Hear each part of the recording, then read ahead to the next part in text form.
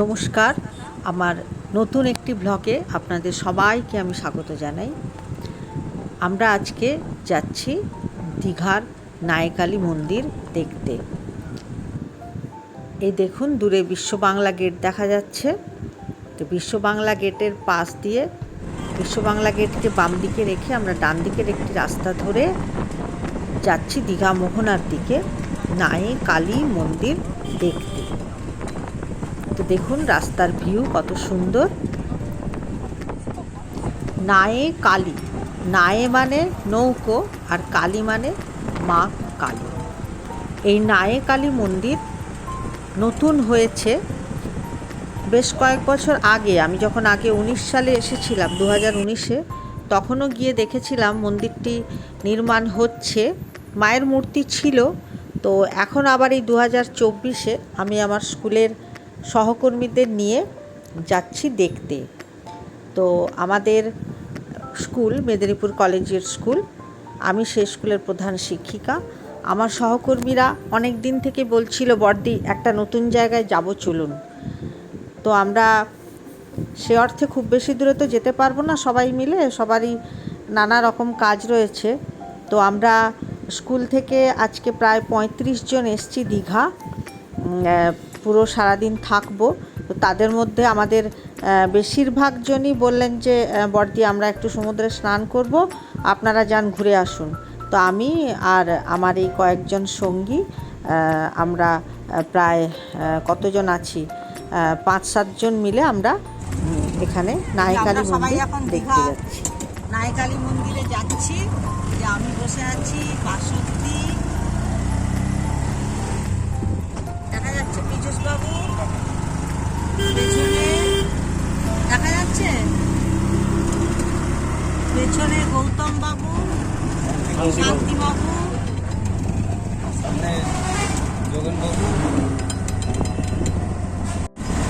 সামনে তাকাও, সামনে আমাদের যোগেন রামবাবু তাকান, হ্যাঁ রামপদ দাসবাবু বসেছেন।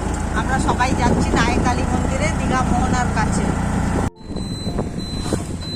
মাছের ভেড়ি প্রচুর।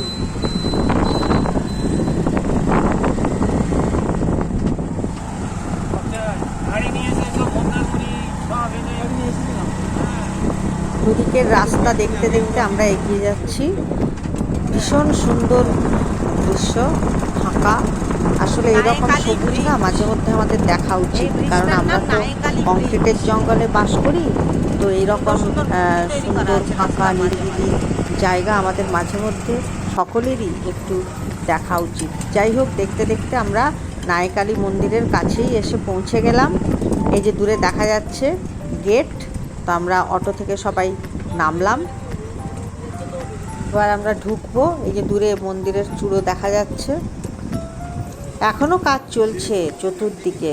এই যে আমরা দাঁড়িয়ে আছি, আমি, আমার পাশে পীযুষ বাবু, তার পাশে রামবাবু, শান্তিময় মুখার্জি বাবু এসে দাঁড়ালেন, যোগেন বাবু, আর বাসন্তীকে বললাম তুমি একটু ভিডিওটা করে দাও। এবার ঢুকছি আমরা। এই যে আমরা এখন নায়কালী মন্দির, এখনও কাজ চলছে। আমি সেই 2019-এ এসেছিলাম, তখনও কাজ চলছিল। এই এত বছর পরে আবার 2024-এ এসে দেখছি এখনও কাজ চলছে। তো এই মন্দিরটির ভেতরে ঢুকে আপনাদেরকে দেখাবো। আমি তখনও দেখেছিলাম ভীষণ সুন্দর, এখন নিশ্চয়ই আরও ভালো হয়েছে। আমরা যাচ্ছি, ভেতরে ছড়িয়ে ছিটিয়ে রয়েছে নানা রকম যে কাজ হচ্ছে তার প্রমাণ। আর এখনও অনেকটাই সাজিয়েছে মন্দির, ওই যে দূরে দেখা যায়। আমরা যাচ্ছি।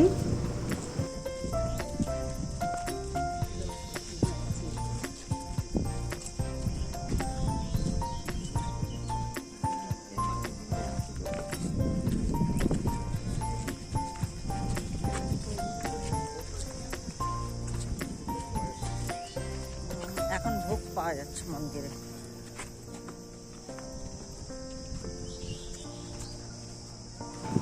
এবার মূল মন্দিরের কাছাকাছি আমরা চলে এসেছি।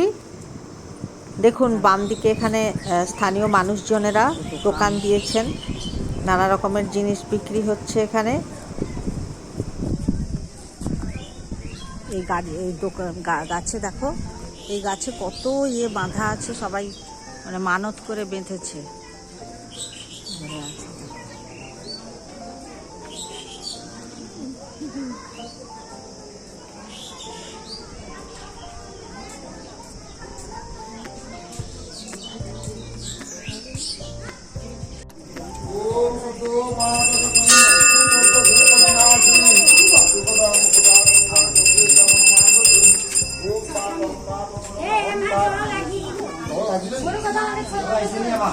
বামুন ঠাকুর পুজো করছেন, আমরা মন্দিরে এসে ঢুকলাম, আমরাও বসলাম সবার সঙ্গে।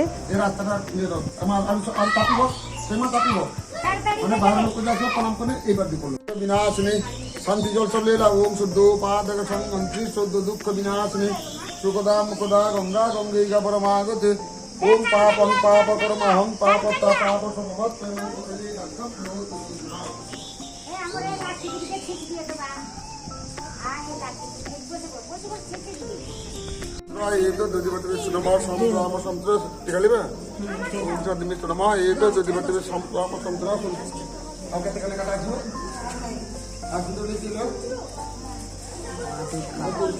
নায়কালী মা। আসুন আমরা এবার বামুন ঠাকুরের কাছ থেকে মায়ের সম্বন্ধে কিছু জেনে নিই। লঞ্চ নৌকো জাহাজ স্টিমার চলছে, উনার কর্ণধার হিসাবে নাম রাখা আছে নৌকালী, নাই মানে নৌকো। আর মায়ের জন্মদিন হচ্ছে দোল পূর্ণিমার দিন, এখানে দোল পূর্ণিমা পড়েছিলেন। সমস্ত নৌকো এখানে পুজো না দিয়ে, ভোগ না দিয়ে লঞ্চ বেরোবে না। আর সমগ্র যত ঝড় ঝাপটা উনি রক্ষা করেন, উনি আমাদের রক্ষাকর্তা। ওনার যার জন্য নাম রাখা হচ্ছে নৌকালী। বলেছিলেন আমি সমুদ্রের মাঝখানে থাকবো, মাছ খাবো না। আমাদের মা নিরামিষ, মাছ খায় না, সমুদ্রের মাঝখানে আছেন। আর আমার নাম রাখা হবে নৌকালী। আর আমার প্রতিমূর্তির রূপ হবে হলুদ কালারের দুর্গার মধান, সিংহ থাকবে, মহিষ থাকবে, সিংহ বাহিনী মহিষমর্দিনী। আমি 6 জেনারেশনে পড়েছি। আচ্ছা, কবে কবে ভোগ দেওয়া হয় একটু বলে? প্রত্যেক দিন আমাদের শনি রবি সোম মঙ্গল থেকে সপ্তাহে প্রত্যেক দিন ভোগ হয়। আর শনিবার মঙ্গলবার হচ্ছে মায়ের বিশেষ পুজো। ধন্যবাদ আপনাকে। খুব ভালো।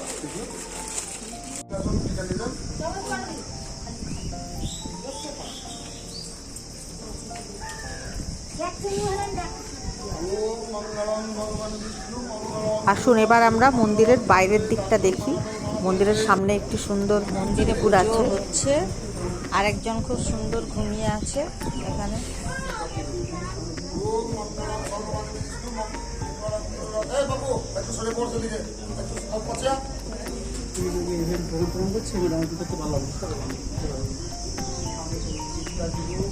খুব সুন্দর মন্দিরের সামনে আরেকটি সুন্দর পুকুরও আছে।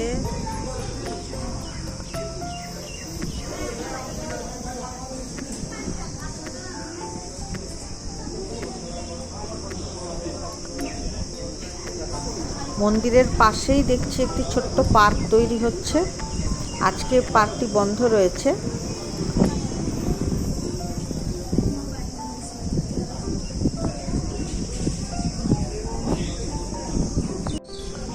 বাসন্তী, তোমার কেমন লাগছে মন্দিরটা দেখে? ভালো। যোগেন বাবু বলো। দেখলাম খুব সুন্দর লাগছে। জোরে বলো, জোরে। খুব সুন্দর লাগছে। নাহলে ক্যাচ এখানে দ্বিতীয়বার এসেছি, আগেরবার এসেছিলাম যখন তখন সন্ধ্যেবেলায় মঙ্গল আরতি দেখেছিলাম, সুন্দর দেখেছিলাম। এখন দিনে করে এসেছিলাম। না, ছবি নয়, জিবি। হ্যাঁ হ্যাঁ, কি সুন্দর দাঁড়িয়ে আছে। এই যে পুকুর,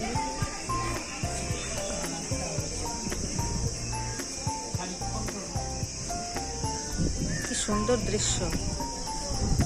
তবে অনেক নোংরা ফেলে রেখেছে এখানটায়, প্লাস্টিক ফেলে রেখেছে।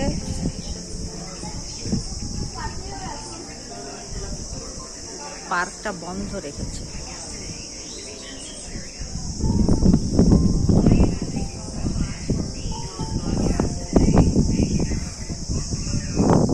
এই যে এখনো কাজ চলছে, খুব সুন্দর।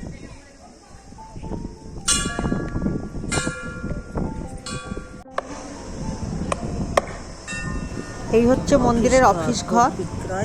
এখানে ভোগ খাওয়ানো হয় ভেতরটায়। এই যে লেখা আছে ভোগ বিক্রয় কেন্দ্র।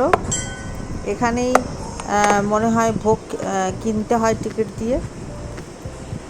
এই যে ভোগ খাওয়ানো হয়, দেখুন ভেতরটি বেশ সুন্দর করে পরিষ্কার পরিচ্ছন্ন।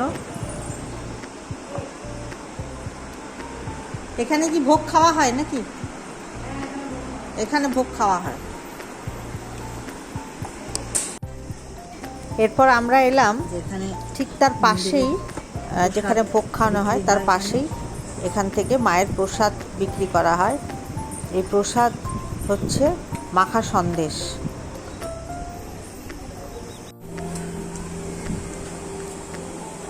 তো এখানে ভোগ রান্না হয়? হ্যাঁ আচ্ছা আচ্ছা।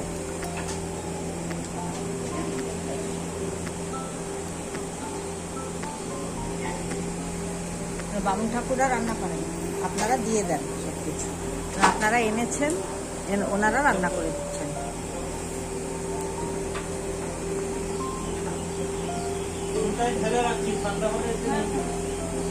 ঠাকুরমশাই কটা থেকে ভোগ দেওয়া হয়, খেতে দেওয়া হয়?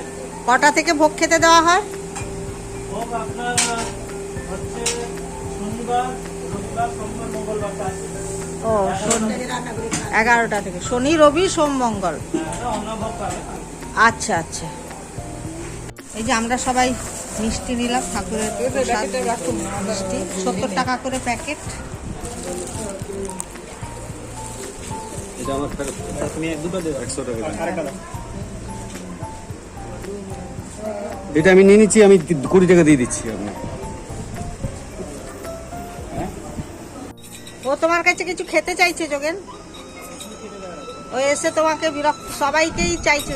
এই বাবু, এই গরুটা কি খাবে বলো তো, কে খেতে চাইছে? কি কি খায়? আচ্ছা আচ্ছা, ও তো আমাদের কাছে এসে চাইছে। এই যে সে আমাকে চাইছে, যোগেনকে চাইছে, বাসন্তীকে, সবাইকেই খাবার চাইছে। আহারে, দেখি তার মুখটা।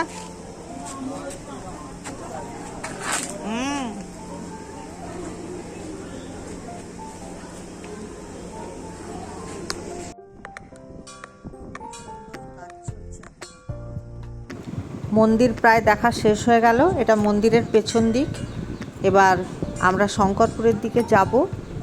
আজকে আপনাদের এই ব্লগে শুধু নায়কালী মন্দিরটাই শুধু দেখালাম। এরপরে আমরা শঙ্করপুর যাব এবং বিকেলে দীঘা যাব, পুরোটা ঘুরবো। এর পরের ব্লগে আপনাদের দেখাবো।